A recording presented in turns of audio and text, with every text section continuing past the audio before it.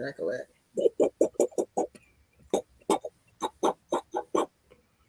Ladies and gentlemen, boys and girls, what it do, people? Hey, what it do? It's Monday. You know what that means. It's time to just kick it with just Kstylz. I might shorten it up, but we're just going to say kicking it with Kstylz. And today we have two legendary figures in the Atlanta Falcon world. Y'all see them every week, but you know they legends. Look at the bottom right here. We got Mr. Mad Mike. They probably trying to figure out why I'm doing this. They call me the bad man of Atlanta Falcons content, so I might as well just play along with it. Oh, you the Hulk Hogan? You the Hulk Hogan? Yeah, I might as well. I might as well be that. And then we got to my stage left, Mr. Jew Talk Sports. Calm before the storm. What up, fellas? It is I just thought about this. The yin and yang. I'm the bad guy. You was the nice guy. He's the good guy. The yin and the yang.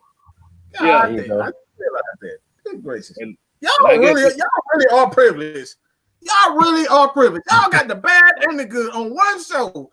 And the guy that's sitting right in the middle of it all. Kstylz. Come on, bro. Y'all privileged. Come on. Y'all, like, seriously, that's greatness. You got greatness right here. This is why the heavy hitters are the heavy hitters. Exactly. You got two great. We got three greats together. Like one good, one bad. You just call me the enigma because you don't know what the hell. I'll be good one day. Right. So basically, how we doing today, fellas? Hold on. They asking me why I got the Titans. Duh. Our head coach. Duh. We gotta show him some love. Duh. I did this purposely. Okay. Everything was purposely. Well, then this will be a good instance of the yin and the yang because he got the Tennessee Titans hoodie. I got the Falcons hoodie. Come on. Yin and the yang. Exactly. That's just gonna be the theme of the show. The good and the bad. Which actually is the perfect segue to our show. But before I get to that, let me go ahead and give the pregame shout outs. You know how we do around here. Got the people in the building. Devon Stansford in this thing. We got Nick Turner 31. Reggie C2K. I see Asia Green in the building. We got Joseph Thornton in here. What's going on? Good. We got Wallace Smith. We got J Dash. I don't know if he just want to be called Jay, but we're gonna say J Dash today. It kind of give it kind of a rapper name in it. We got Justin El Safi. I hope I said that right. And Miss Maggie T in the building. Yeah, and we got ATM 3405 and Millie Mills. Okay. Got a lot of people joining us tonight. Guess somebody said they like the new background. Hey, I appreciate it. Absolutely. That's all Kstylz. This is all Kstylz. It's definitely not me. You know what I'm saying? I'm confused if I want to be a Titans fan or a Falcon fan. Hey, get the fuck out of here. Oh, man. Hey, man, they probably wanted that anyway. You might as well play along with it. Yeah, you're right. Play along with it. But yeah, definitely we're going to start this off right. We're going to be talking about needs as far as Falcons needs and free agency, and what do you think is they're going to be their most logical needs? We're not talking about fantasy like getting J.J. Watt and getting all these big name players and think you can get $100 million worth of groceries with $2. We can't do that. Right. We got to be logical with this. And I'm gonna go ahead, Jew. I'm gonna go ahead and let you kick this one off. Like I said, we got to let the calm before the storm. The good guy started off. Most logical needs. Are you saying like a player that we might sign in free agency? Yeah, like the first part of the question is pretty much like, what do you think we need as far? How do you think they're going to attack free agency as far as position wise? And to be honest, go ahead, man. Well, to be honest with you, I didn't mean to cut you off, but to be honest, I think first we need to start off with trying to re-sign the players that we have. Like we got to decide on what players are staying and what players are going. We started the cuts, last week with Rico Allen, Allen Bailey. So I feel like one of the biggest needs for our team right now is the safety position and the defensive line. So first off, it's like this Keanu Neal. I'm trying to see what we're gonna do with Keanu Neal. Like we cut, Rico, but I still think that they're kind of debating with the Keanu Neal, like what they're gonna do. I don't know if you guys seen it earlier, but I believe it was Adam Schefter that said teams can actually start tomorrow putting franchise tags on players. So I'm wondering, what we're going to do with Keanu Neal. Like, are we going to try to place a tag on one of our players, or he's going to be one of those guys that they're going to actually negotiate a contract with? Also, on the defensive line, Dante Fowler. Those are the two biggest names on our team, as far as on the defensive side, that are like everybody's saying might get cut. They're saying somebody's going to get cut. We don't know what big name is going to get cut. It's either out of Keanu Neal. He's a free agent. But it's like, are we going to bring him back, or Dante Fowler because he didn't produce last year? So a lot of people are saying maybe we cut Dante Fowler and try to sign somebody else and try to save some money that way, or maybe we just draft his replacement. You never know. So I think those are the biggest two as far as on the defensive side of the ball. On the offensive side of the ball, it's a lot of names in the offensive side. I'll say, first off, the running back position is the biggest need. And we heard Arthur Blank come out and state that the biggest weakness of this team has been the running game. So on the offense, everything starts with the running game. Like, are you bringing back Brian Hill? Are you trying to just roll with Ito Smith and Quadre Olesen?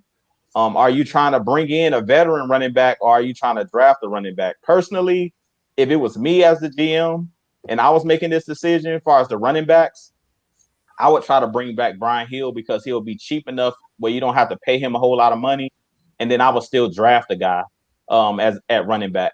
I wouldn't bring in a veteran because we've seen over the last couple times we've tried to do that, it's kind of come back to bite us. When we brought in Steven Jackson years ago, it came back to bite us in the butt. The same thing with Devontae Freeman. We gave him that huge contract, came back to bite us. And then we signed Todd Gurley last year, and it came back to bite us, even though his contract wasn't bad because he still was under contract with the Rams. He had that 1-year deal for like $6 million, I think, was left on his contract. So it wasn't that bad of a deal last year. But I just feel like at this point, the running back position is our biggest need when it comes to offense. Everything else you can draft. Like we have enough wide receivers. It's just finding out who you want to pay. You know what I'm saying? Do we want to pay or extend a guy like Calvin Ridley? Are we going to extend a guy like Russell Gage? Like, we don't know. Because, Calvin Ridley still got one more year under that rookie deal.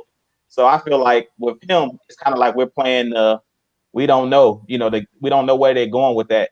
But we could see once the draft happens, if we draft another wide receiver, then it could actually come down to being like, maybe Calvin really is out the door. Like, if we bring in another quality receiver, you know what I'm saying? Like, that might tell us where we're heading. Like, hey, we're trying to bring in competition because we heard Terry Fontenot state we're bringing in competition at every position. And a lot of Falcons fans, like, we keep talking about Matt Ryan, but it could be some guys that we really like.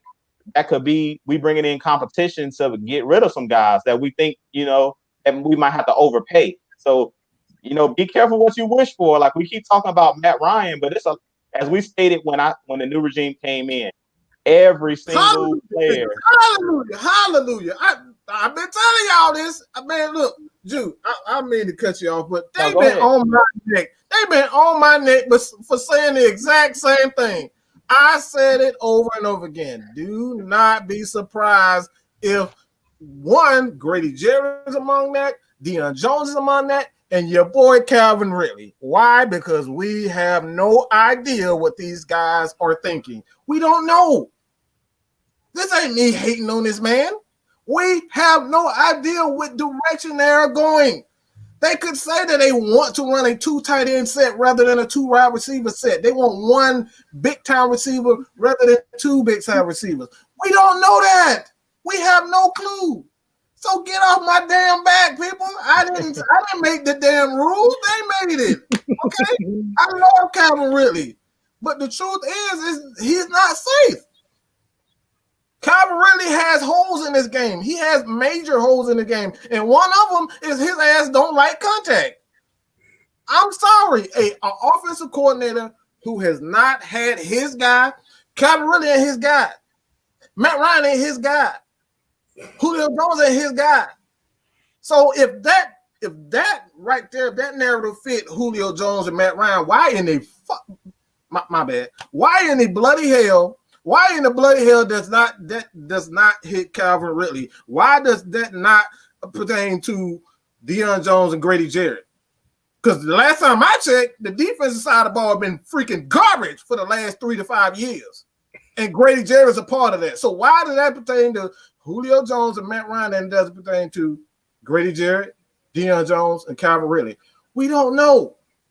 We don't know if he likes Grady Jarrett. Maybe he wants to play more of a three-man front, and Grady Jarrett doesn't fit a 3-man. We don't know that. So, please, just look. I'm only here to tell you guys nothing but the truth, man. And that's not as far as the questions, since I'm already there, I might as well just go ahead and answer it. I'm sorry, dude, but no, you're good.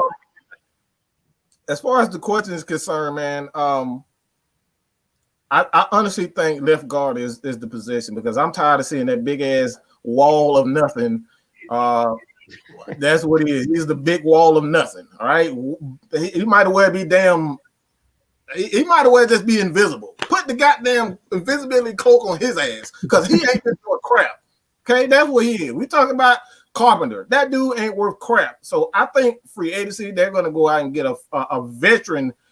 Not offensive linebacker, but offensive lineman left guard to hit that position, and they're gonna get a left guard to take his position later on, and maybe later on in the draft. So that's what I think.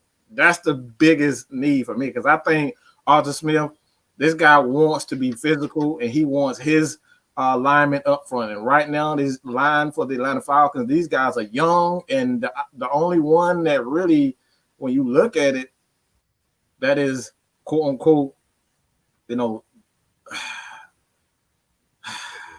it's probably Jake Matthews. He's probably the only guy that's really, when you look at him, he's probably the only one that on that line because you got everybody else is young. He can still preen these guys. You got Caleb McGarry, Hennessy, and you got Lindstrom. Those guys are young. He can still bring these guys to be whatever he wants. Jake Matthews is probably the only one that's looking am I safe? Jake Matthews is probably the only one. Everybody else they're still young. They still have their career ahead of them. Jake Matthews is pretty much in his prime. So it's like I said, I think left guard is going to be a position that you see in free agency that they go out and pick out somebody that's really, really good or experienced. All right. Before I get to my answer, I'm gonna go ahead and get in a couple of these comments because they really coming in good today. They coming in like good, good steak. They coming in. Harrison the Bunny talking about, can we get a round of applause? Dirt Cutter got hired at Bojangles. Hold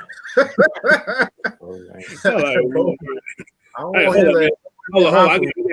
I gotta give him the boule bougie clap. Hold on.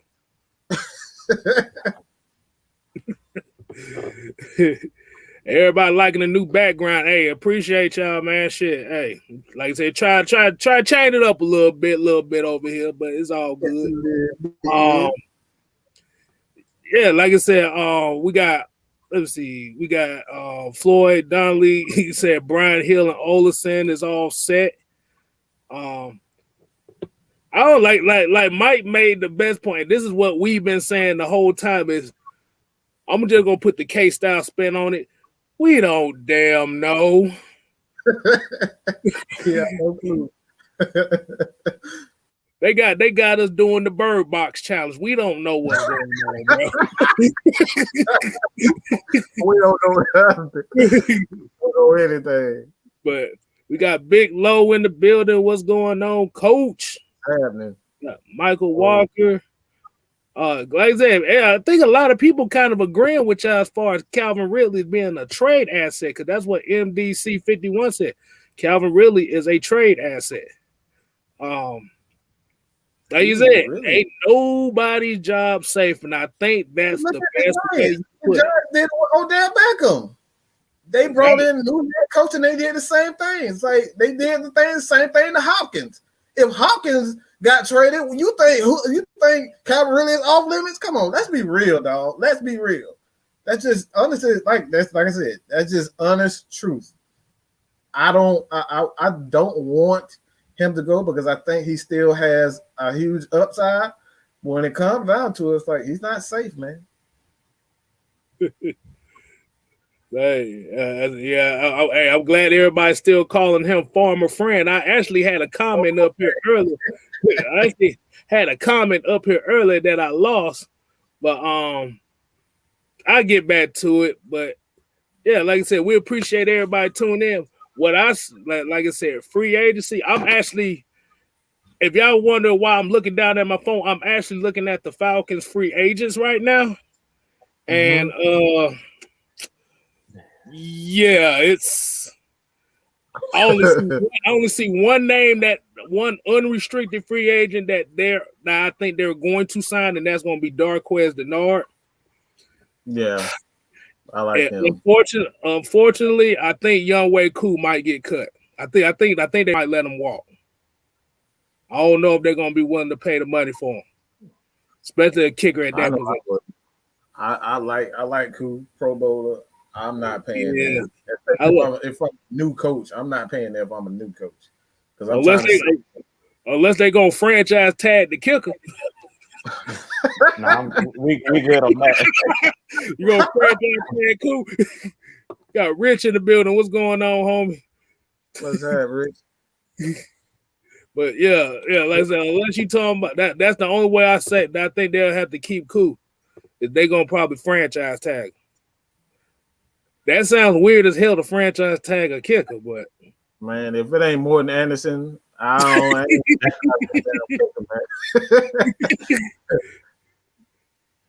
The nation says he's disappointed some of these fans want to trade Whitley. I wouldn't say you had to be disappointed. We wanted to trade him. We said he's an asset. He's a real asset. This is a new head coach. Go ahead, Kstylz. You just said exactly what I was gonna say anyway. But yeah, like I said, logical sense, it would definitely be free safety, because like I said, you got some veteran presence there at that free safety position, or strong safety, however the hell, whatever safety you need, because we need a safety. We need a safety that can cover. Man.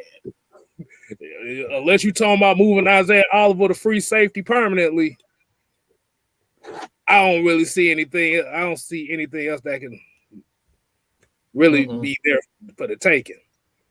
But realistically, you're not going to get no top tier player out of this free agency class. You're going to get a third tier player, which means you're going to get somebody's third string, and hopefully you can make a starter out of. So free safety, like I said, I agree with you, offensive guard. And I think they might go running back in this free agency too. I think they'll go running back. Yeah, I can see that happening. Being them guys, they're guys, yeah. But they'll let Todd Gurley walk, and then they'll resign him. Just so they can test out the market. Whether or not Todd Gurley is eligible for compensation also. They may be able to get a compensation pick depending on how long he paid during the season, because he was a starter. So they may get like a seventh a 6th round compensation pick for him. Just depending. I gotta do the research on it. If anybody know that question, please let us know. Right. And we got some free agency suggestions here in the chat too. Twan McGee said get Janu Smith for cheap. I like that. I can see that happening. I can see that definitely happen. Oh, I know what the thing was. It was Andrew Bato was talking about, we're going to keep the second tight end on the team, keep Smith. No, he's going to get cut. No, he's the first one. He should have been the first one. He's going to get cut. Because he's gonna look for a fullback that can actually block down the field. Oh my God.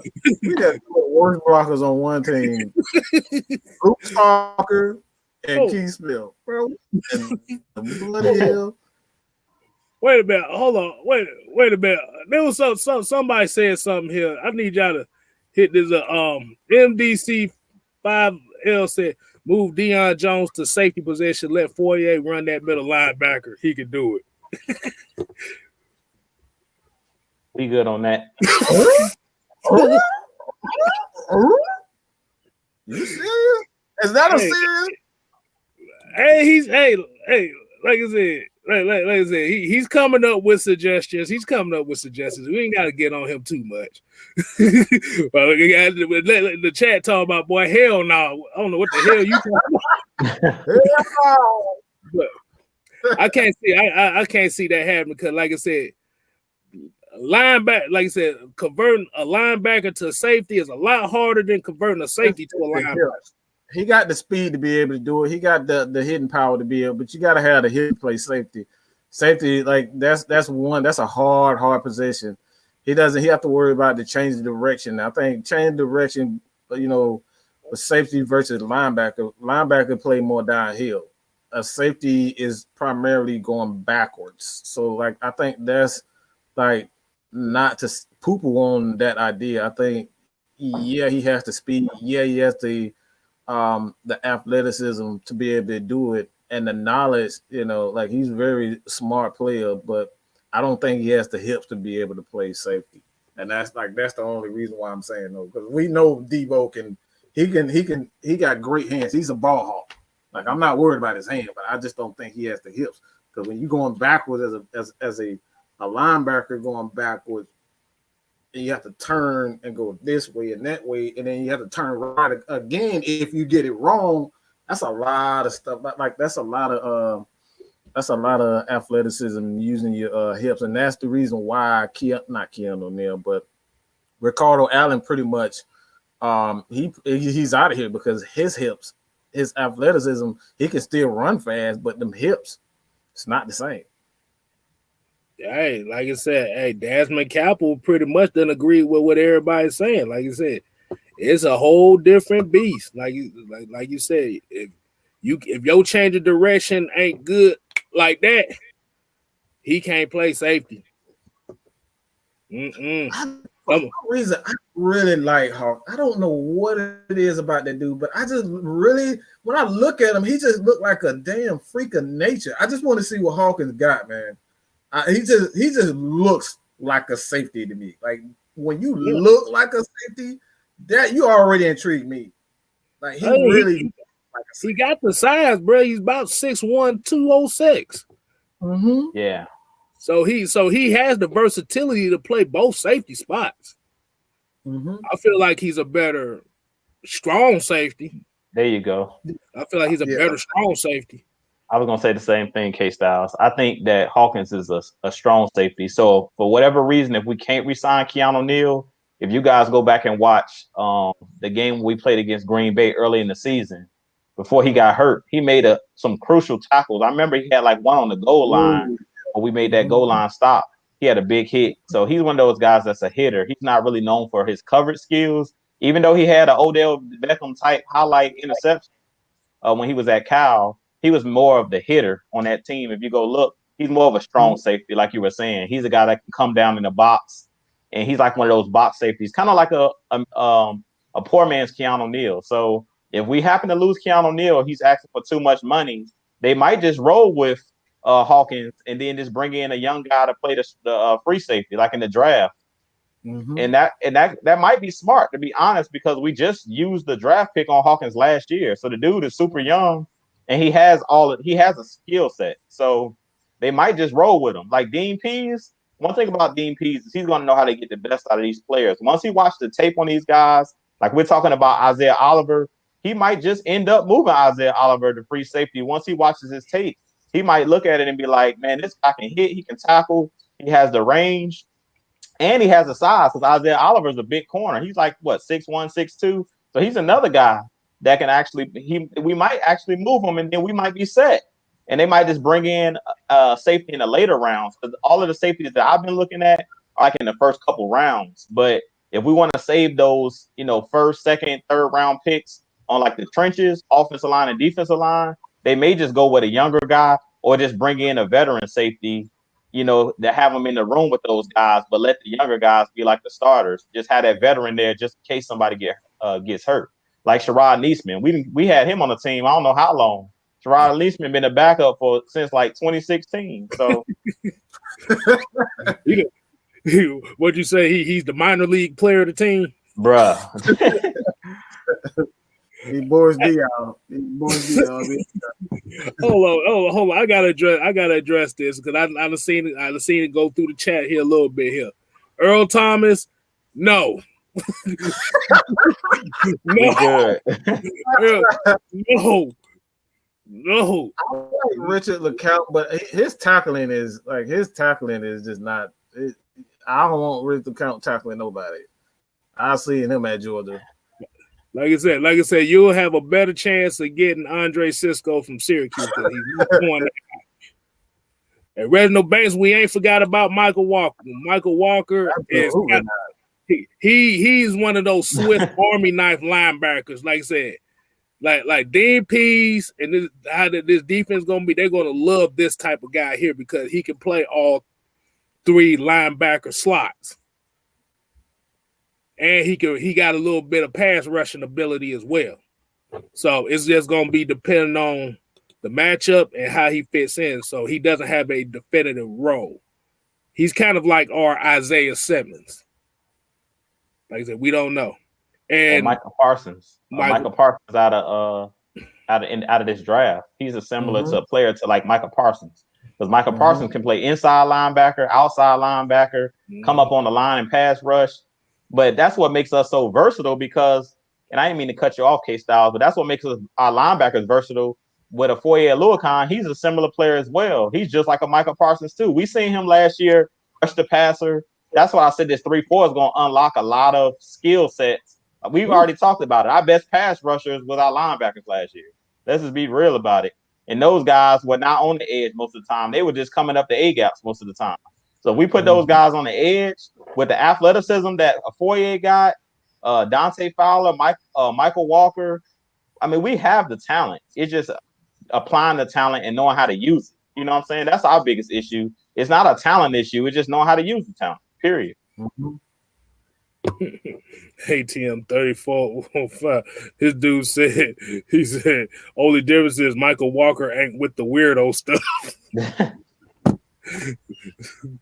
If y'all ain't watched the previous show, we're not going to explain what that is. I'm gonna just make this clear real quick with this Michael Parsons stuff. If he go into that locker room, these are guys that got mortgages, kids. Hey, look, I ain't worried about him doing no hazing. If anybody gonna be getting hazed, it's gonna be him. I ain't worried about him. Like everybody's talking about, I don't know if we should draft him. Arthur Blank don't like players that have that bad history, that bad background. Hey, look, if you can play, you can play. I'm not worried about him coming in this locker room and messing with a Grady Jarrett and these grown men. These are grown men. He ain't coming in here bullying nobody. If anything, he gonna be bringing a donut. Yeah, he gonna be carrying the bags and carrying the helmets. He the rookie coming in. So I ain't worried about him coming in and ruining the locker room. Debo is from Louisiana. You know them boys in Louisiana do not play, so I ain't worried about that. They will bust him in his shit. He try that stuff. Exactly. Y'all must ain't seen Foye Oluokun after the game in these post-game press conferences. Exactly. That dude is a walking muscle. He ain't worried about Michael Parsons coming in the locker room trying to change anything. We got a question here that said, wonder if the Falcons will ever get to that 2016 point ever again, minus the heartbreaking finish. It all depends on, like I said, we got the culture change we need. It just got to get executed.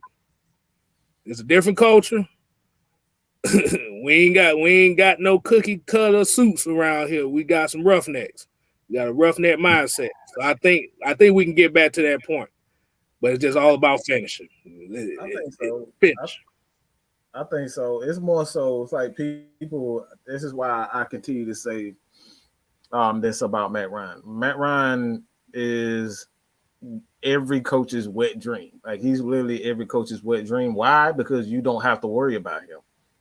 You know Matt Ryan is going to do he's going to do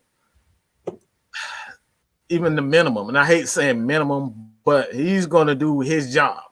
If you need him to just focus on throwing deep balls, he's good enough to be able to do that. If you need him to just check the ball down and let your defensive run a game, Matt Ryan could do that. There's nothing Matt Ryan can't do in this league. There's nothing he can't do. He can run if you need him to.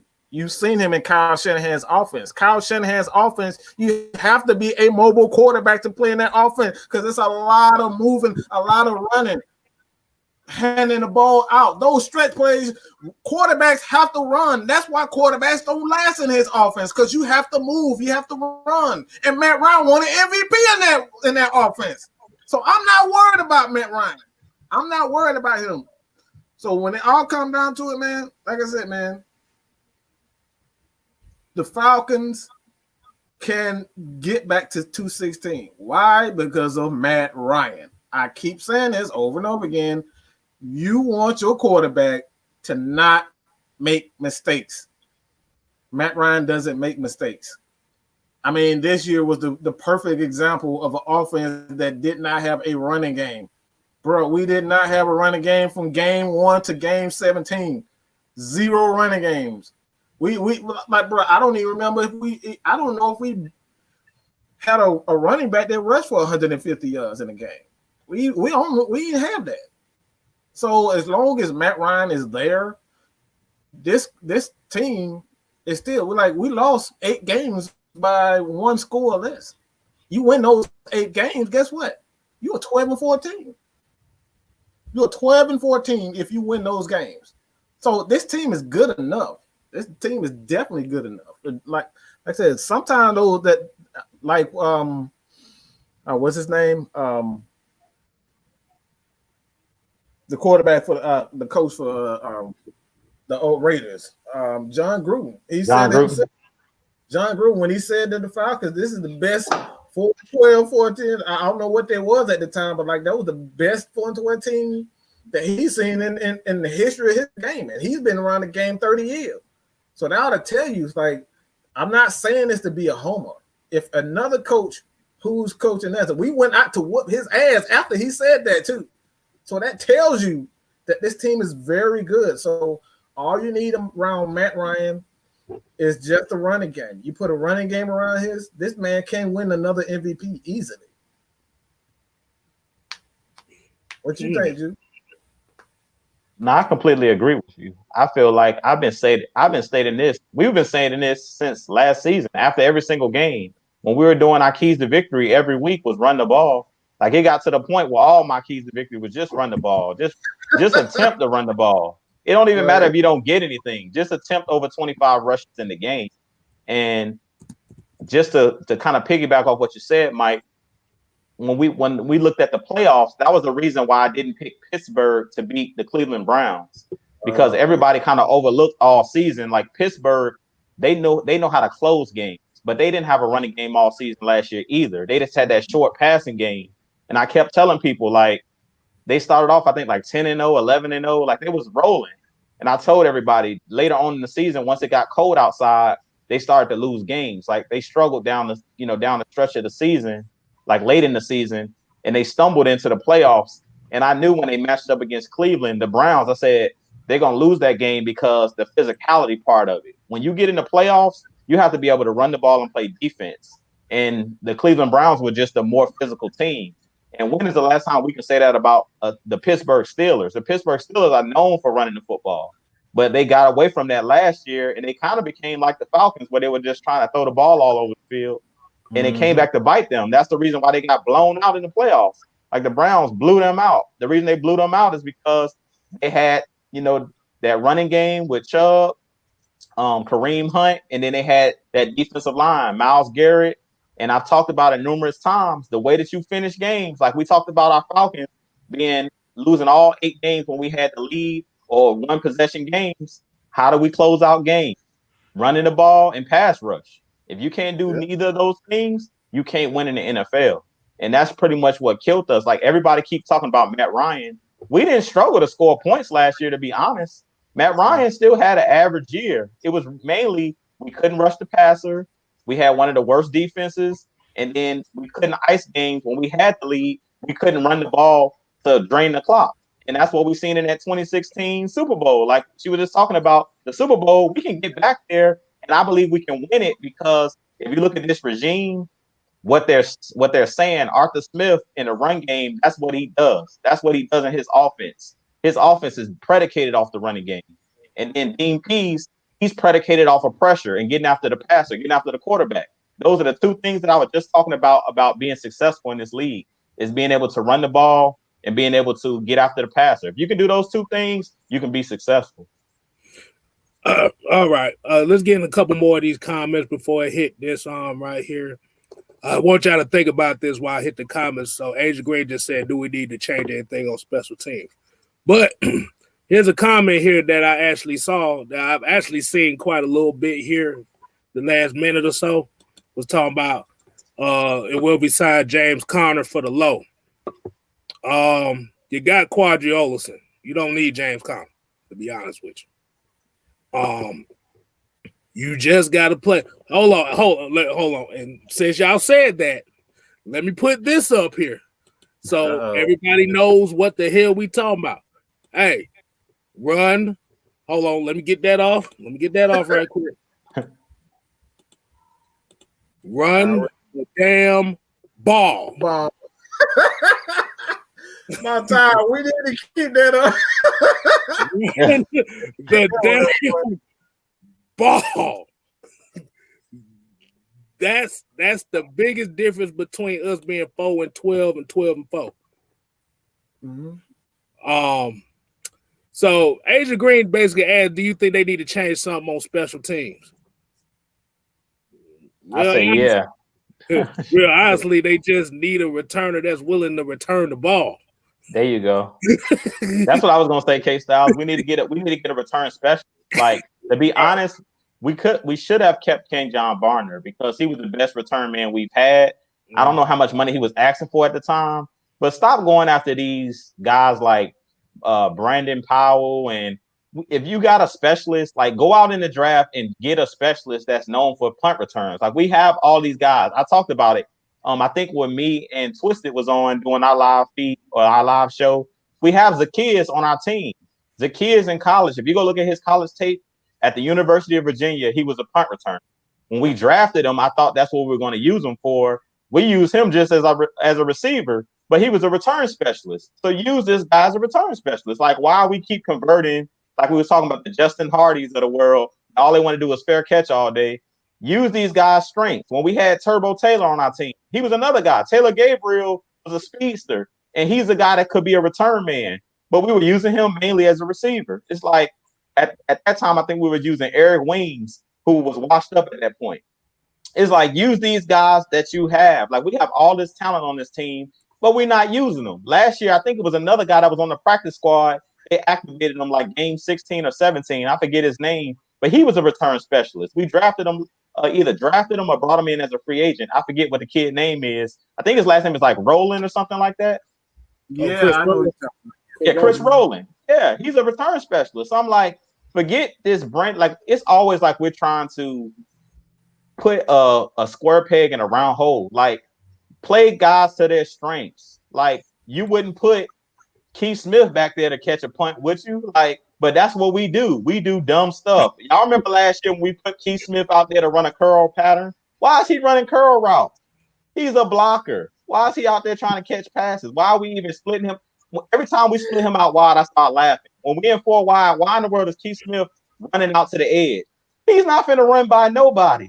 Like, bruh, that is goes to show you right there. That's all Dirk Cutter. That's Dirk Cutter. That's why he's the second tight end. Dumb, man. He got more targets going in. He got more targets going his way than damn Luke Stalker and damn Jaden Graham got combined. Nah, he get more targets than Hayden Hurst. Hayden Hurst should be getting all his targets. Hayden Hurst won't get targeted enough. Exactly. Man, but yeah, like somebody said, like I said, a lot of people agree with Chris Rowland. Like you said, I was surprised I didn't see him out there. I mean, I've said it before. The reason why this wide receiver core looks the way it does is because you have Julio Jones, Calvin Ridley, and a bunch of return guys, or supposed to be return guys. You're not scaring nobody with that. Like I said, are you going to be afraid of Zacchaeus and Brandon Powell? If we saw it in the Denver Bronco game when Zacchaeus caught that big bomb, but outside of those games, we forgot they was even on the damn team half the year. Because they never used them on reverses, and like you gotta use those types of guys on reverses. You gotta be able to put fear in the defense. You had those guys just out there running fly routes, like, bro, like use them. They're athletes. Even with Calvin Ridley should have been used more often as a reverse guy. He's good on those types of plays. You saw he caught a touchdown on that very same play. So it's like you got this dumbass former friend, dumbass. He's not using the damn players to their maximum ability. And that's something that we've said all year long. If you watch this all year long, we say you have to maximize players' strength, maximize their ability. You saw that for 3-5 years that Dan Quinn has been here. Those guys have absolutely done nothing to maximize their talent whatsoever. Even as Grady, they use Deion Jones. The only 2 players that they've really maximized is Julio Jones and Matt Ryan. That's it. I want to try to tackle this question right here. This is from J Dash. That's going to be his rap name for the night, J Dash. He said, what do y'all think about Marcus Williams? He's young and has talent. Bro, I can't get over that meme. So hell no. I can't get over the meme. So hell no. Yeah, I'm good. Can't afford him no way. I'm good, dog. Can't afford him. We can't afford him. Just as you say, he's young and he has talent. And I can't get over that meme.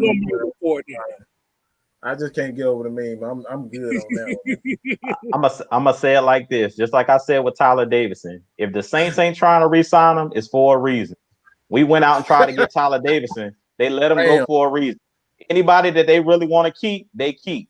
You see, they didn't let go of Onyemata. You see, they didn't let go of Shelvin Rankins. I don't want nothing from the Saints. If they letting them go, it's for a reason. Like, as much as I hate the Saints, I despise the Saints. One thing I can say about their front office is they're very smart, and that's why I love Terry Fontenot. Whoever runs, in that front office for New Orleans, they have a good scouting team, because they forever coming out. Sean Payton, they're forever bringing out some new player that I ain't never seen before, and they're using them in the proper way. That's the difference between us, and we were talking about it. Sean Payton forever is going out and getting one of those little gadget guys, but he knows how to use them. He knows how to draw plays to their strengths. Taysom Hill, they beat us with Taysom Hill. How are they able to beat us with Taysom Hill? Because he didn't have him out there throwing 5-step drops. He had him playing to his strengths. Even when they had Teddy Bridgewater the year before, they got Teddy Bridgewater paid by the Panthers. I knew that wasn't going to work out, because everybody knows that Teddy Bridgewater doesn't have the strongest arm. But they were able to win those 5 games because Sean Payton knows how to tailor each game after each quarterback he had. So that's why with the Saints, I think they're good. As far as like a quarterback, everybody's panicking. They got Jameis over there for a reason. It's a reason we didn't see Jameis a lot last year. And that's because Sean Payton was hiding that guy. He didn't want to play Jameis Winston, and the same thing happened with Teddy Bridgewater, where if he would have actually played him last year, being that he was on that 1-year deal, teams would have wanted to go after Jameis Winston. Now, because we didn't see him a lot last year, teams don't know what Jameis Winston really is. We've seen him with the Buccaneers, but we haven't seen him under Sean Payton's system. So it was a reason that he did that. Like, one thing about Sean Payton is he's very calculated. So a lot of people thinking like Taysom Hill is going to be the starter. Trust me, Taysom Hill is not the future for the New Orleans Saints. It's a reason why they were stashing all year long, Jameis Winston at that third position as quarterback. They just didn't want us to see what he can do. But we seen in that playoff game, when they put him in the game for that one play, what did he do? He threw a touchdown on that trick play. I think it was some type of flea flicker, and he threw a touchdown in that I think it was either the wild card game or the divisional round. And that just goes to show you, knowing your personnel, knowing how to use your players. And the fact that they paid Taysom Hill like $20-something million. So they wasn't gonna play. Nah, I was about to say that must be the greatest job in the world in football. To only play like 7 plays a game and get damn near most of what most backups get. Ooh. Hey, I'm just saying. I'm not trying to throw that out there, but for them. I'm good on that one anyway. You have a better chance of getting Kevin King from the Packers, and we seen how bad that looked. Oh boy, we might as well resign Casey if we're gonna do that. We might as well resign DeMonte Casey before we bring him in. Exactly. Let's see what else we got. Reggie C2K said, "What do y'all feel about Philip Lindsay?" No, we already have Ito Smith here. He's like Ito Smith. He's a scat. He's a scat back. He's like 5'8", 100, $190. He's a small guy. He runs hard. Don't get me wrong. He runs really hard. But what we need is an all around back. We need a bigger all around running back that can catch, that can do everything. We don't really need somebody like we already have, like you were just talking about. Why bring in James Conner when you have Quadri Olesen, who pretty much does the same exact stuff he does, short yardage back? We don't need that. We need an all-around, like a legit number one. That's why I say either go out in the draft one of these running backs out of college. I don't want no retreads. Like, I'm done with re-signing running backs from other teams. I'm done with that, bro. Like, I'm done. Unless we bring it in, like, we know we don't have the money to do this, but unless it's Derrick Henry or somebody like that, I'm good on. And to be honest, I don't even want to pay a running back no more. Like, I don't know if you guys heard, but Christian McCaffrey's on the trading block. I don't know if you guys heard that. They're looking to trade this man. They're trying to get Deshaun Watson at all costs. But from what I'm hearing, they're trying to trade Christian McCaffrey. But it's because it's not smart to pay these running backs all of that money. Look at Saquon Barkley with the Giants. They paid him all that money and he got hurt. Running backs are going to get hurt because they get a lot of wear and tear on their bodies, especially if you feed them the ball 60% of the time like the Panthers are. So I'm good on paying like running backs, man. We need to go running back by committee. If you look at any of the teams that's balling out, the Chiefs, they don't have one legitimate running back. They do it by committee. The Buccaneers even last season, they had Rojo, and then they signed Leonard Fournette.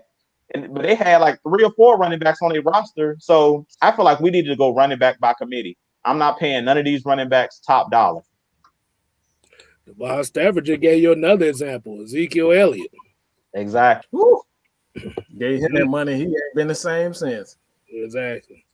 But I see this name a lot here too. I'm gonna give Twan McGee his love for this one because I actually did my thoughts on this guy and this Ramondre Stevenson. He is the definition of a goal line back. I'm gonna just tell you that now. He's a goal line back. He big as fuck, and he runs big as hell too. I do. I like that. But again, I think at this point in time, when you got guys like Julio Jones and Calvin Ridley, to pair that with a guy like Hayden Hurst, those guys are going to see a lot of open space. So you get a guy who is a scat back open space, you're going to see some dangerous things. So a guy that's just a straight line running back, I don't really want on this team. I want guys who can, who's essentially, a scat back who can move and can do multiple things. I think that'd be absolutely like I said. We already have Carter Olison. We already have Edo Smith. You get a guy who can do everything to pair that guy, and he's wide open in the open field. I mean, that's what made Tevin Coleman so. I mean, Tevin Coleman ain't been the same running back since he left the Atlanta Falcons. Like he's making plays, but like he hasn't been the same because he got that. He doesn't have that open space that Julio Jones and the Falcons, mainly Julio Jones, were giving them. They was wide open most of the time. He had wide open lanes. It's like with his speed, he could take it to the house. So it's like you give a guy with speed, athletic ability, one-on-one, that space that Julio's occupying, man, that'd be sick. I mean, you look at Devontae Freeman. That's why Devontae Freeman ate so much because of Julio. The space that he was occupying, like the space that he had free, all he had to do is make one person miss, and that's it. He gone. He damn near gone to the house. Yeah, but I definitely agree. Like you said, like I said, you want to have that versatility. You want that unknown commodity back there. Like like you said, Derrick Henry, we call him Thanos for a reason, but that's just running the ball. Like I said, he's pretty much a one-dimensional back. Which I will be I will sound crazy enough to say this, but I think Derrick and I think Mike might have said this before, but Derrick Henry kind of held that offense back just a little bit. Yeah, because he didn't have the threat of the passing game. He can run that, he can tote that damn thing. I give him credit on it. But as far as a receiving threat, it wasn't there.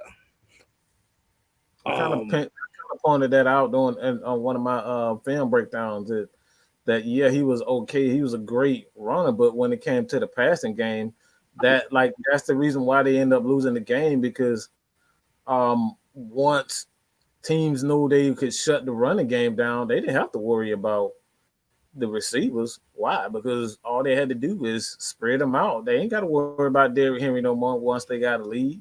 They don't have to worry about him. So he held that team back. As crazy as that might sound, he really did.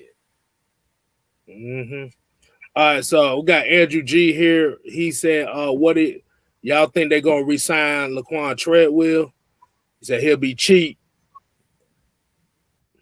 Yeah, he probably fit the offense. You just said it. I'll just let you repeat what you just said. He'll be cheap, but he does one thing well. He does one thing well that outside of Julio Jones does in this wide receiver core, and that is a big body blocker. Yeah, the red zone threat, which is Arthur Smith. We gonna say that. God damn, there's too many Arthurs. I'm used to one. There's too many Arthurs, which is pretty much a staple in his offense, is to have big receivers, because you have to look Corey Davis, AJ Brown, Janu Smith. They ain't really had no small receivers like that. Most of their small receivers were their backs. Yeah, except Humphreys. They had the one guy, Humphreys, that was a slot guy, but they didn't have a lot of small guys. And I think Khalif Raymond was the other guy that they had, who was like the Zacchaeus. He was a guy that they had that was like a special teams fly pattern type dude. But other than that, they had big guys.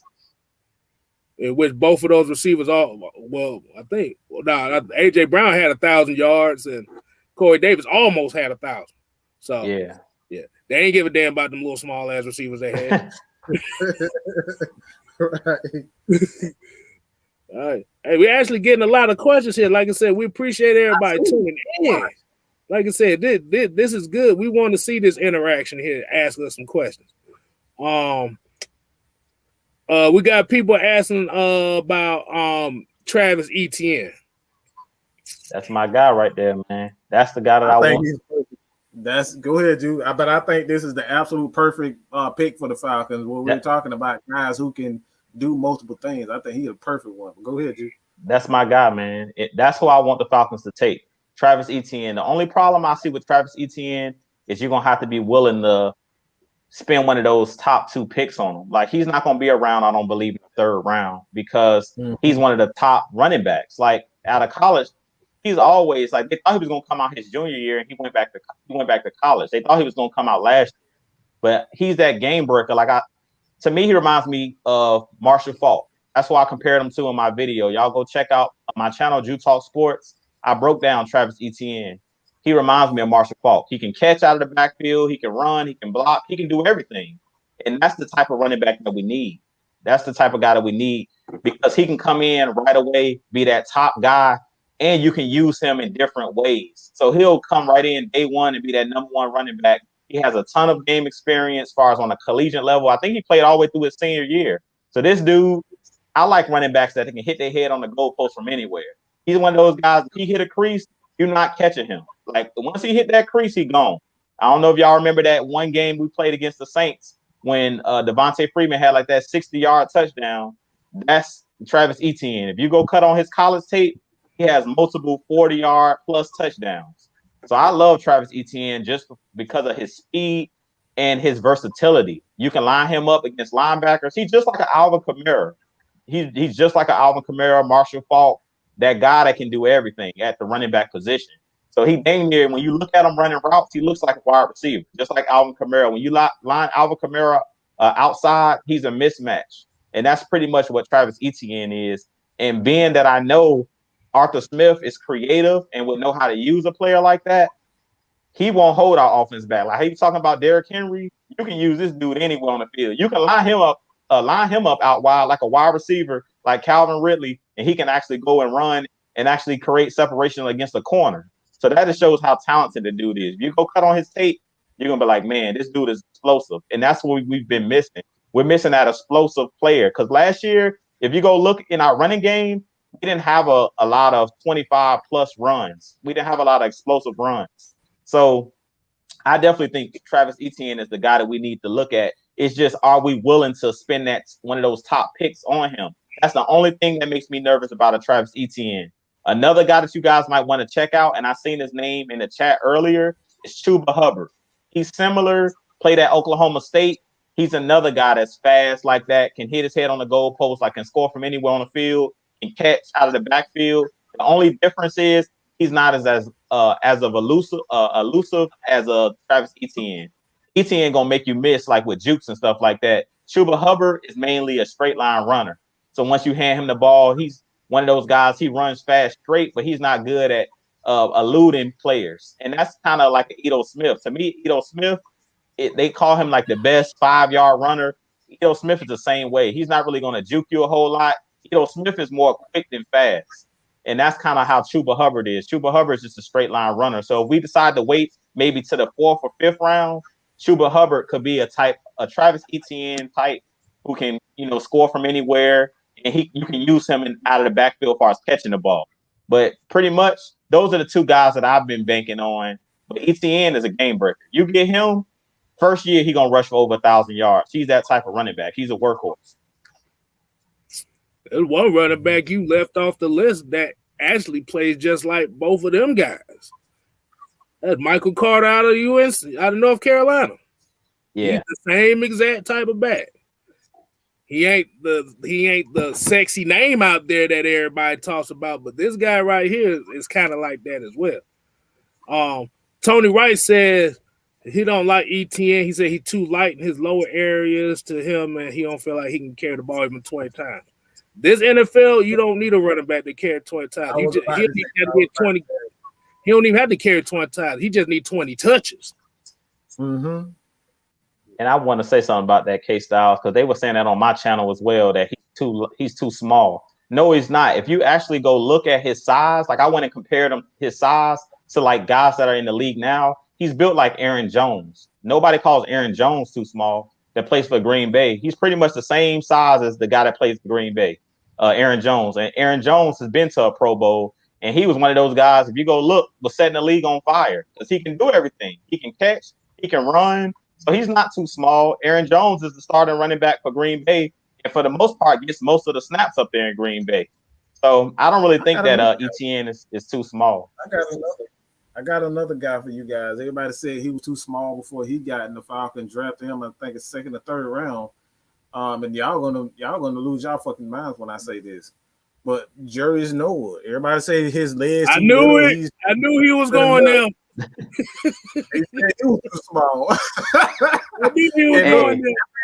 He said second or third round. So Crazy legs. Y'all know, man. That man got a crease. He got the hell on. So it's like, look, man, don't worry about that in the NFL. Like, what you need in the NFL is guys with skill, with a particular skill set, and you can utilize that with other backs around him. And that's what the Chiefs, that's what makes the Chiefs offense so hard to defend, is because not only is Patrick Mahomes a running threat, but you got Hill and you got Damian Williams, you got Kstylz, like you got all those guys in the backfield. Like you don't know who's going to get the ball at any given time. So, like that's the thing, man. Different skill sets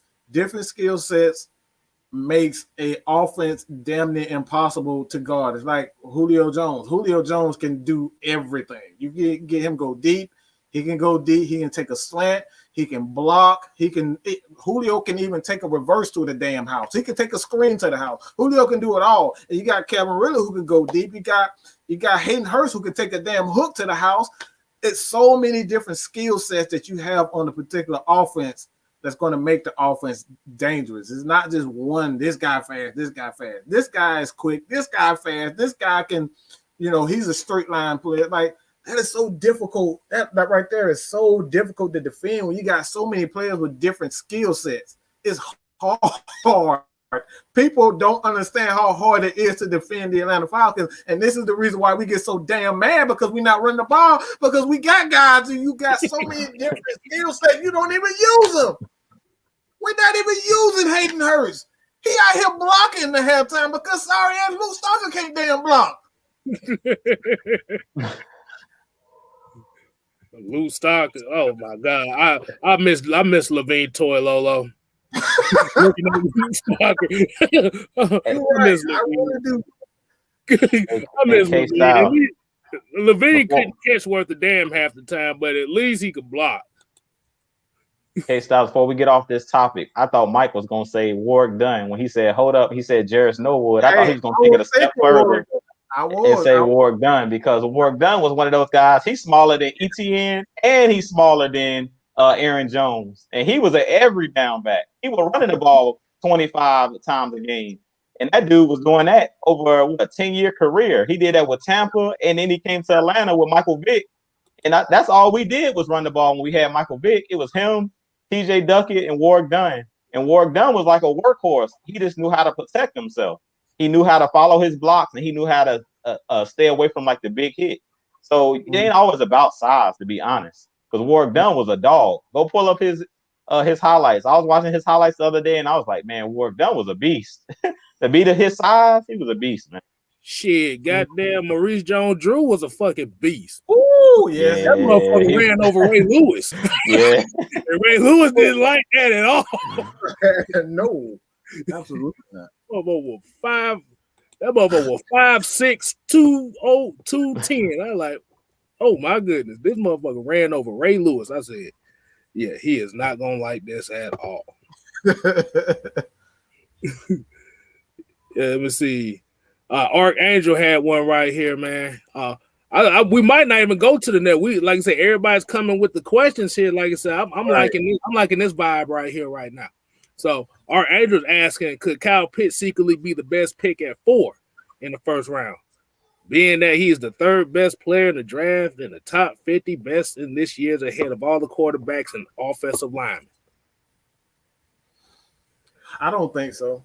I don't think he's still a skill position player. I'm afraid of skill position players. We got one at with the Atlanta Falcons with Calvin Ridley, and I didn't like that pick at all. Like, I thought that was absolute wrong pick to make at that position. To be honest, like I said, I love Kyle Pitts, but like, we don't know if we're gonna run the damn ball. Like, we got to see it. We got to see it to believe in it. And like, until I see it, I'm not gonna be cool with drafting another skill player. I love Kyle Pitts. I think he'll be an amazing player in the NFL. But without a running game, without offensive line that's consistent without a defense that's consistent, what the hell good is a Kyle Pitts? Run the damn ball. Right.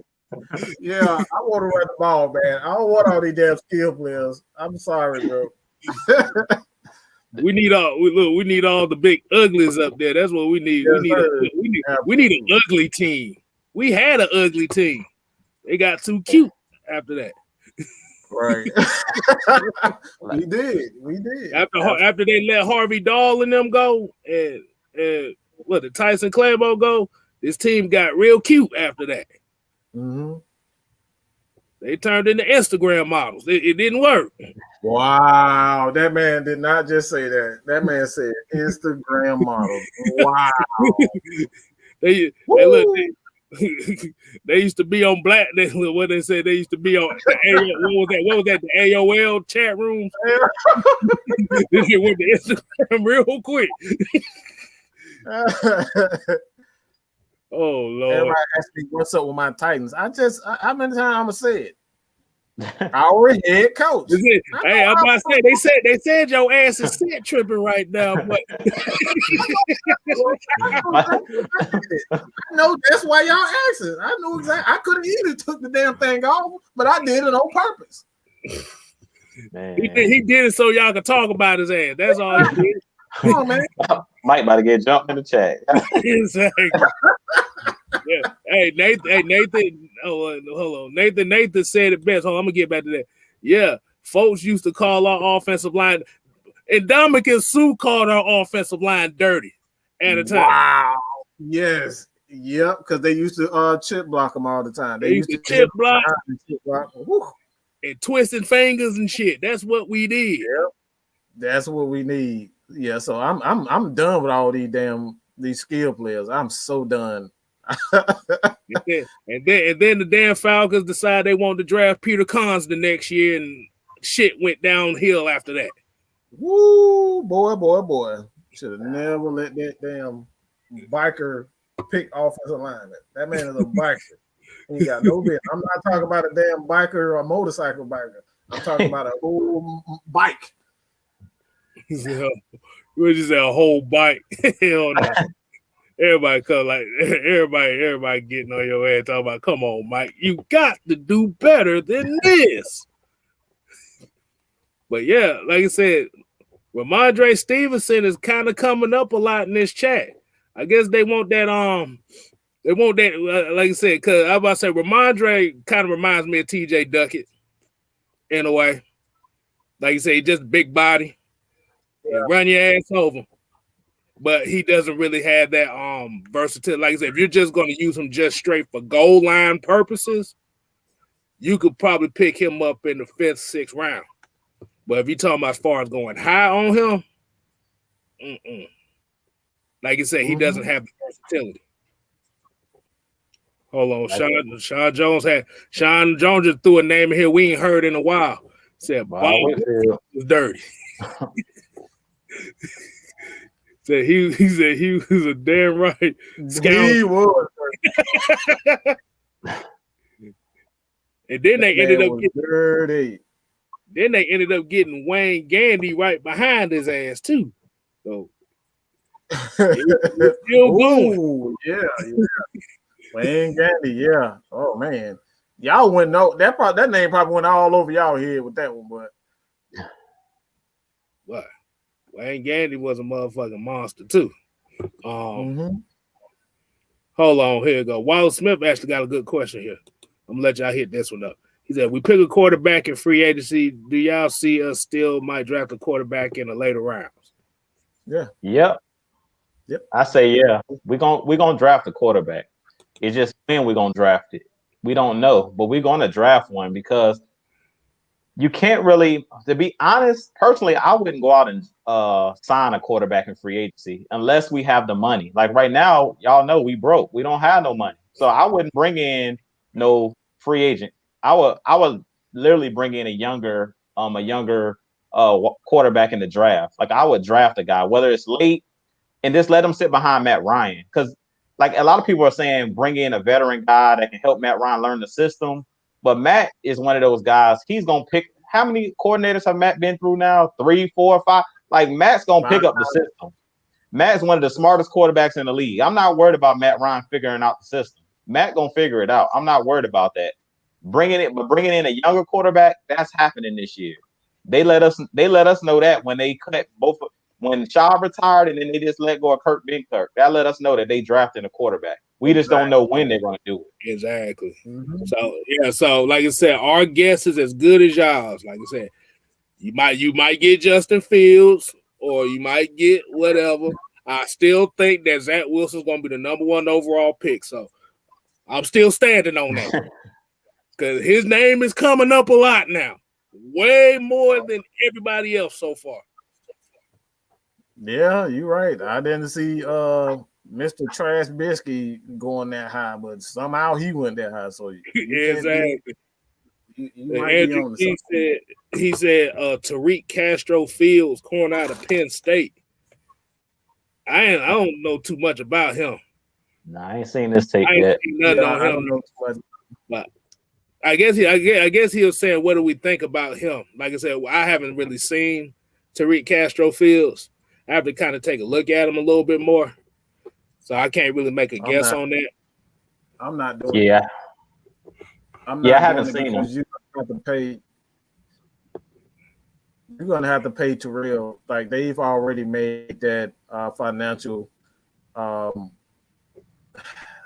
they have already committed to him by drafting him in the first round anyway. So they're going to pay AJ Terrell. You bring in another corner, you're essentially saying that AJ Terrell isn't your guy. So I think at this point in time, if they bring in the corner, it's going to be in the 3rd, 4th round. But you've already made that financial commitment by drafting a cornerback. Because, like I said, once that 4-year, 5-year is done, he's going to command a lot of money. So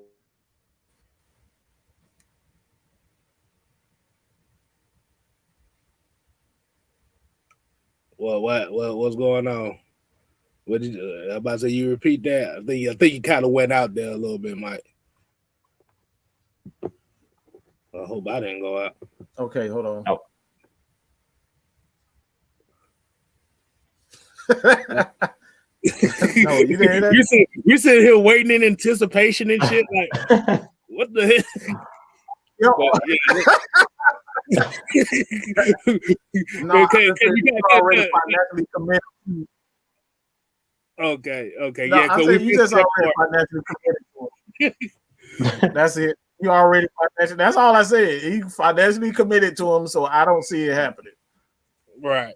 I think he was talking about more so getting drafted in like the later rounds. That's if you're trying to get some depth. Yeah. But I like I said, listening to all this draft hype going on around here, it's like we looking at, okay, we see Trevor Lawrence. Everybody saying Trevor Lawrence number 1 overall. Right. The last 2 weeks, just like I predicted, Mel Kiper's stupid ass is talking about Zach Wilson, and everybody and their mama is falling in love with Zach Wilson going to Jacksonville. I just said this about 2 months ago. Don't do it. Don't do it. Don't do it. And Mitchell Trubisky, like I said, nah. Can't afford him no way. At the end of the day, nope. You can't afford him. I think he'll ADS. I guess he's coming up with all the quarterbacks that he wanted to use to replace Matt Ryan for next season. Like I said, Mitchell Trubisky can't afford him. He said Mitch is beater Matt. I guess he's trying to say that Mitchell Trubisky is beater Matt Ryan. Don't even read that. Yeah. Shit. We're just gonna let the chat room take care of that. Let me see. Should be ashamed of yourself for typing that bullshit. I had to take a sip on that right quick. But I say whatever you smoking, bro. I think we all need some of that. I don't see. I don't see. Mitchell Trubisky better than that? Nah. That's the case. Nah. The Nickelodeon valuable player? No. I'm good on that. Hold on, wait a minute. Ice Wallow, wait.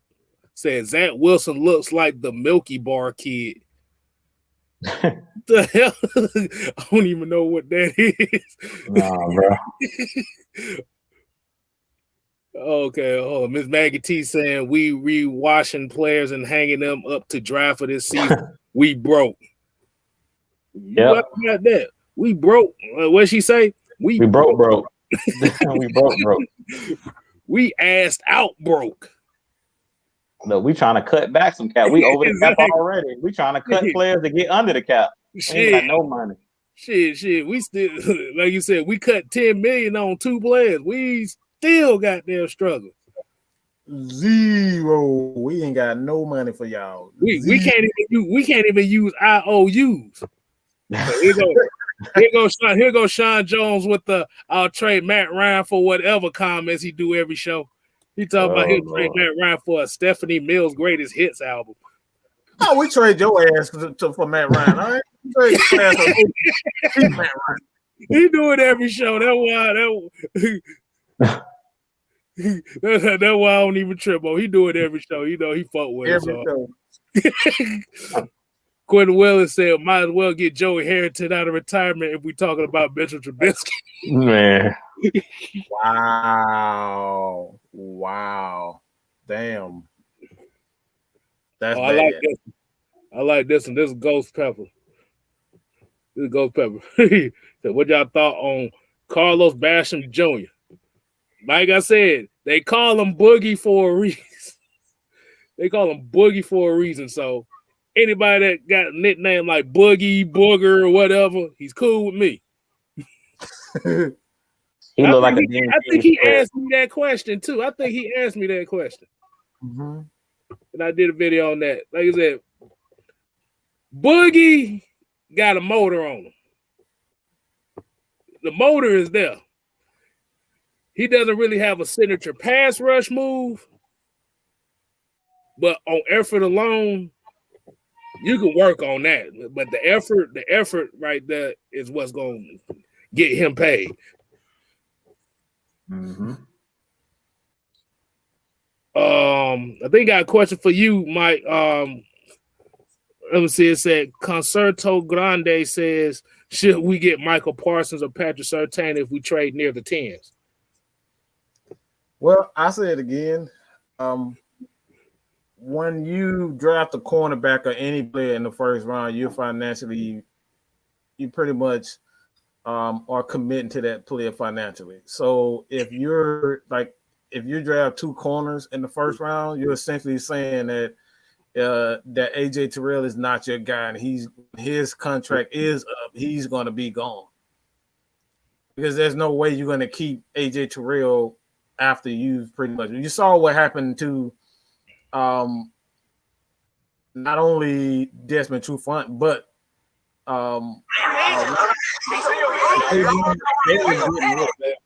bad. They were going to get rid of Desmond Trufant. They are financially, and I don't know why the hell he even thinking giving away Trufant over some damn Robert Alford, but that's exactly what they were doing. When you sign 2 cornerbacks like that, you're essentially saying that other cornerback is eventually going to be gone. So me personally, I'm drafting Michael Parsons based on that itself. You never take 2 corners in the first round if you're going to keep both, because financially you're going to have say both of those guys be Pro Bowls. You're going to have guys worth $160 million on one, because both of those guys are going to get $60 million contract. So that's $60 million. That's $120 million per cornerback on one side of the ball. I'm not doing it. So I'm taking Michael Parsons based on that alone. Plus, he already fits what the Falcons doing. You have Michael Walker, you have Dion and Foyer.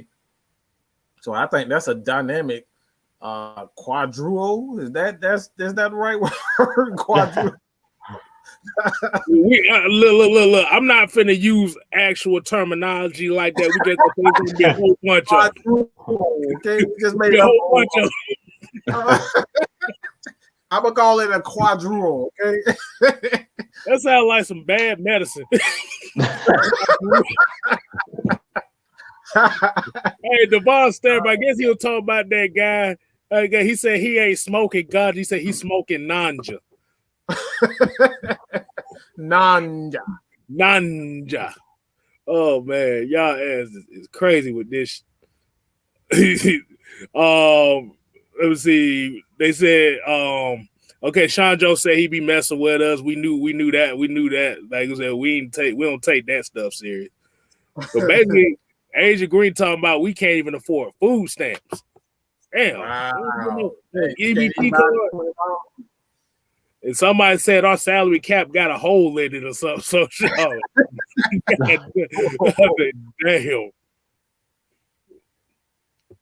Yeah, they giving up that. Hey, like I said, you might want to write a couple of these things down because we getting a lot of draft requests and looking at stuff. Oh, gracious, y'all gonna make me have to go through this entire. Exactly. We all finna go through this and be looking at this. Hell, y'all might put us on some players we haven't seen yet. Mm-hmm. Right. Oh man. But yeah, we're gonna kind of wind it down tonight. Like I said, I appreciate everybody tuning in and kicking it with just Kstylz tonight. Like I said, we want you to get your Mondays back. Definitely make sure you subscribe to not only just Kstylz. Yes, that's the whole thing. What a pimp named Slipback said, you got to say the whole thing. It's not Kstylz, it's just Kstylz. And also Atlanta Falcon Nation. Make sure you follow both of these. This is gonna be your homework for tonight. Right. Just K. I'm still on the road to 200. Atlanta Falcon Nation's on the road to 1,000. We getting there. Absolutely.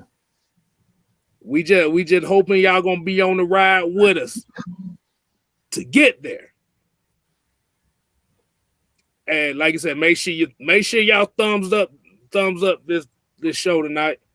Because you can do that in 2 seconds. That's all we had. Just like it. I'm gonna go ahead and I'm gonna let my people see it. Like I said, Jew Talk Sports, Mad Mike Sports. I appreciate y'all kicking it with me tonight, talking this football stuff.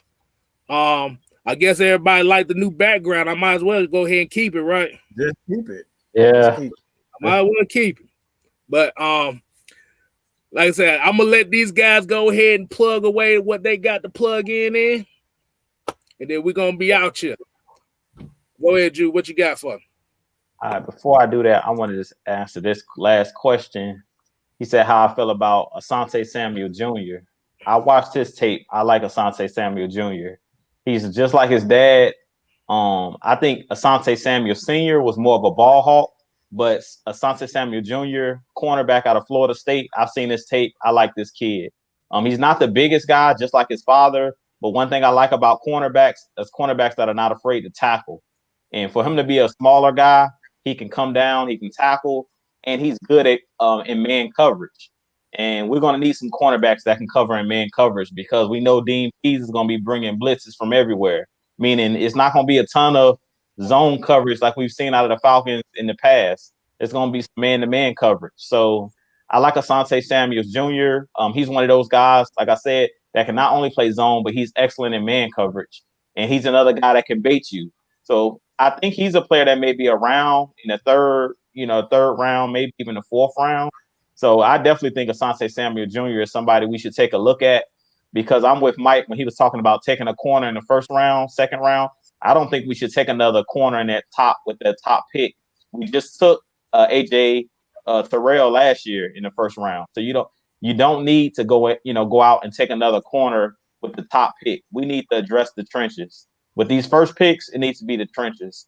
Or Michael Parsons. I like Michael Parsons because one thing that Mike had said about re-signing players, another thing that would be good about signing a Michael Parsons to a lesser degree is if we're not able to afford to pay a Foye Oluokun, who's going to be a free agent next year, you have his replacement, Michael Parsons. He does pretty much everything that a Foye Oluokun does.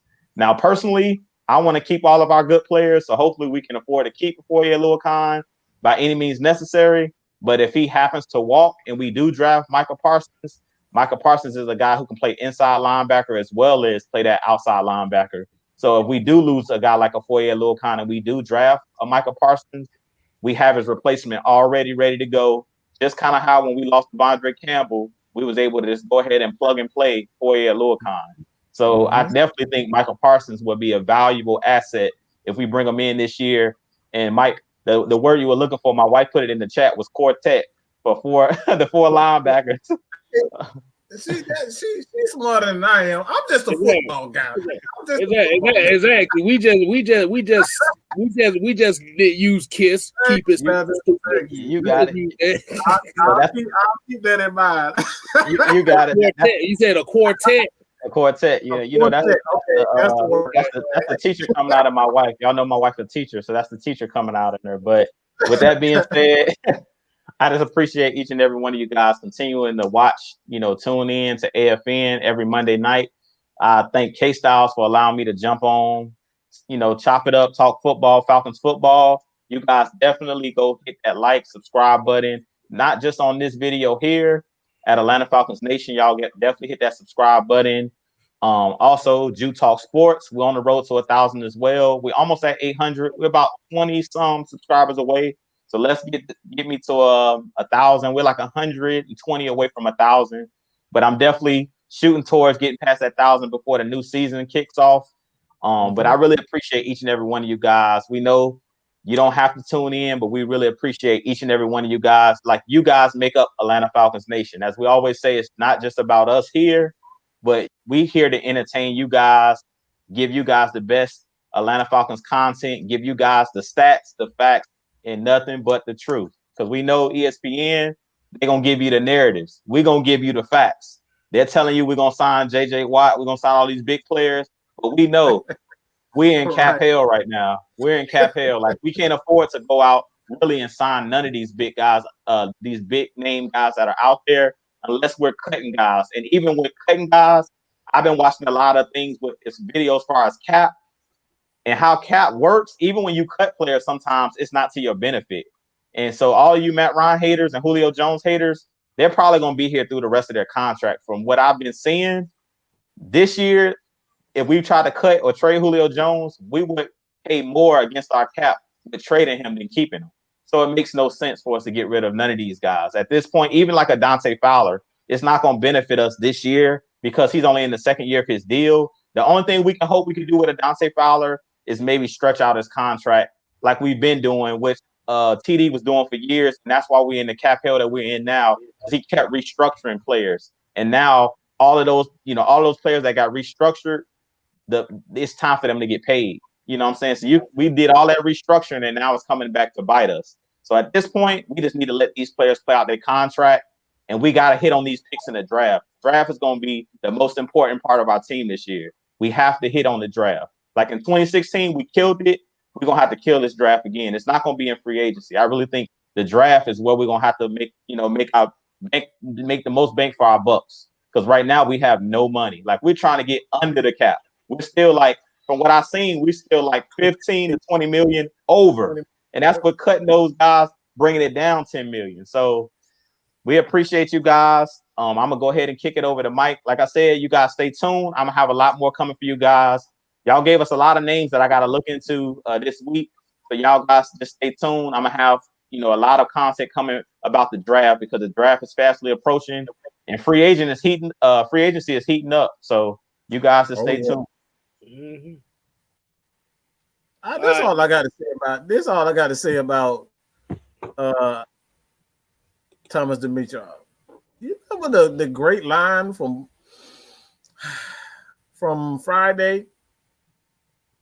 Man, let's jump him. Let's jump him. Let's jump your ass down. Let's jump him, okay? Let's jump him. That's what we do. He put us in so much cap. He was the reason for all this, man. Let's jump him. Everybody, let's just jump him, okay? I just be the one like, man, sit your ass down. And what he said, I got mind control over Debo. When he be around, I be quiet. When he walks away, I be talking to him. Oh man. Hey man, you guys continue to you guys actually entertain us. You guys have no idea how much you guys entertain us. I truly appreciate everything that you guys have done, not only for myself, but Atlanta Falcons Nation, Jew Talk Sports, Just Kstylz, Miss Maggie T, everybody, individual channel. So if you like us as individuals, as a group, just do us a favor and just really just go. You can see us and you can see everybody's channel in the description of each video. Doesn't matter which video, just pick a video and then subscribe to everybody's handle and just show us some love. So I truly appreciate it, man. I think I probably need to.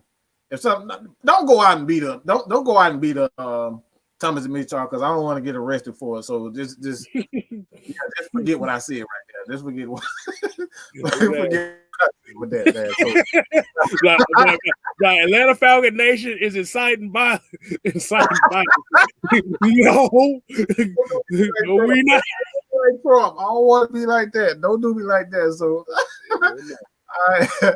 hey, make sure y'all hit the Discord up too. Yeah, put the link in there because I still don't know how to do that stuff. Okay. But definitely check out the Discord. Like I said, the chat be popping here, but y'all can definitely continue the conversation over there. Absolutely. The after show is what we call it. So let's go ahead and check that out, man. They talking about the Eagles gonna release Alshon Jeffrey. They might as well. They about $35 million damn cap.